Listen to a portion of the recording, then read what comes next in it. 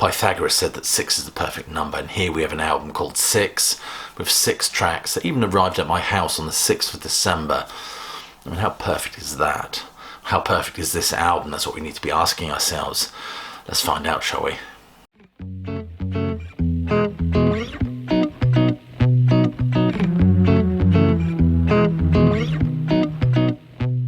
Welcome classic rock fans to an episode of New Album Review, and today we're looking at the album by Solstice called Sheer.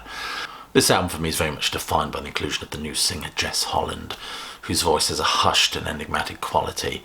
Somebody once said of Whispering Bob Harris that his voice is as unassuming as a vibrator under 6 feet of sand. And I have to say Jess Holland's voice has a gorgeous, lulling quality. For this album she's created these beautiful vocal tapestries where she harmonises with herself. No doubt due to some studio jiggery-pokery going on there. I suspect the band might struggle to reproduce this live, unless of course one of Jess Holland's many talents is the ability to split or subdivide like some prog amoeba. I have to say the music has a spiritual and spatial quality. It's rather uplifting. It's quite bright in its sound. It reminds me a lot of the Yes track, Close to the Edge. And like Yes, they seem to have tapped into some positive energy here. Melodious is another adjective that fits this band well, with its folk, prog, meanderings. It has some interesting sonic twists and turns on this one.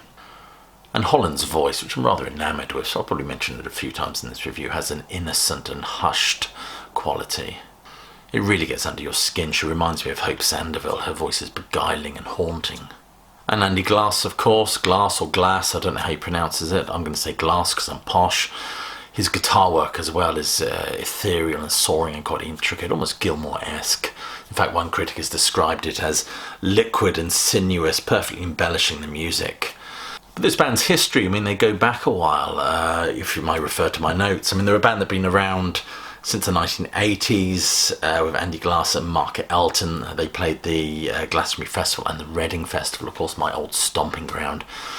They even did a session for the Friday Rock Show. I presume I mean the Friday Rock Show with Tommy Vance. I mean, I loved that guy. And the band split in the 80s, and Andy Glass jumped on that soul train with Bill Withers and Gina Washington touring with them. But he's also been doing work as a studio engineer and session musician, even working for Jethro Tull, which makes him a sterling chap in my books. And so Solstice have reformed and they've produced this album which almost cleanses the palate. It's like a coastal walk on a December morning. And it's a band and an album that draws on the influence of those 1970s prog behemoths, but also has a distinctive pastoral folk palette going on here. This band seemed to owe a debt to British folk, Electric Folk Fairport Convention, Jethro Tull. Jethro Tull, of course, who sailed perilously close to folk at one point, which all converge in this interesting album with its almost William Morris-esque cover. But it's a lovely listen. Lovely is a shit adjective, isn't it? Let's say it's an intriguing, beguiling listen with its delicate acoustic work and overlaid violin flourishes, as well as some soaring guitar moments. So the album is called Sheer. Sheer is Gaelic for 6, of course. It's a 6th album, 6 tracks on it, performed by 6 musicians, and some of the music is in 6 time. It's an interesting conceptual splodge, although I think it's not really a conceptual splodge, so to speak. It's more of a thematic thread, shall we say. The music is relaxed and appears effortless, a floaty quality that's very easy on the ear. Just melodic, delicate and beautifully put together. And Shout is the finest track on the album. I love the way it's been constructed. It's got this platform with this very funky bass line. The band obviously channeling their inner Sly and the Family Stone. And Holland's voice is remarkable on here. She adds energy and power through her vocalizations before we get to that lovely Zen moment. I should have given you a time when we get to that Zen moment, but you'll know it when you hear it. Beautifully layered vocals, introspective violin parts. Her voice clings and accompanies Glass's guitar fantastically, I have to say. And Shout fluctuates between some interesting moments of progness, as well as lulling us with its quite folky pastoral textures. One critic has said of this album, soaring violin and guitar weaving around delicately passionate female vocals underpinned by a driving rhythmic complexity. Of course, Newman's violin is absolutely wonderful on this, and this music has even been supported by that prog guru Stephen Wilson. So what are the tracks on this album? All 6 of them, not including the bonus track. It starts off with this cinematic swell of strings before going all funky on us, punctuated by these lovely violin lines that serpentine all over it. You know, and Holland's voice is double tracked on here. She harmonises with herself. The double tracking does make her voice sound more ethereal. Roger Daltrey, who complained about the double tracking of his voice on Tommy, said the same thing, gives it an ethereal sort of mystical quality to it. I love the Hammond that comes in about 3 minutes 40 and that wonderful James Brown funky vibe. This song is actually in 6th time. I think we're beginning to sniff out a theme here. Then about at the 5:07 mark, they go all Floyd on us.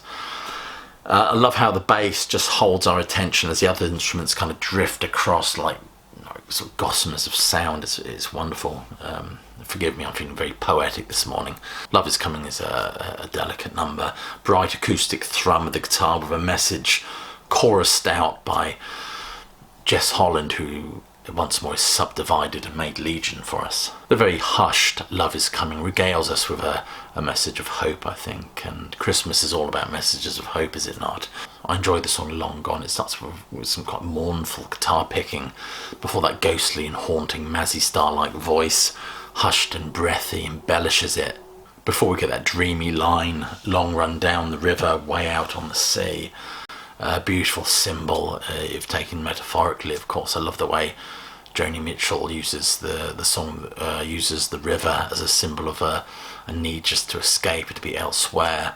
I often mention Charles Dickens' Dombey and Son, where the sea is used as an analogy for death or eternity, the immeasurable journey into infinity when poor little Paul Dombey dies. Stand Up, I love the lead guitar flourishes at the start. Has something of the Allman Brothers about it, I think. 7 Dreams, beautiful guitar work at the start of this, and Jess Holland's voice rings out like a beacon in a fog of progness.